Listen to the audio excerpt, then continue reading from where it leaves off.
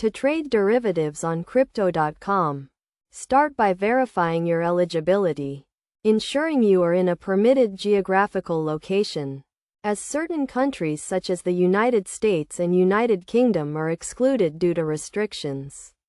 Next, complete the account verification process, including identity verification, to access derivative trading. Once verified, click on the Crypto.com logo. Then select the up-down options to view open positions or initiate a new trade. From there, choose the cryptocurrency you want to trade, such as Bitcoin or Ethereum, and predict whether the price will rise or fall. Select your desired option and proceed to configure your trade by setting targets and stop amounts.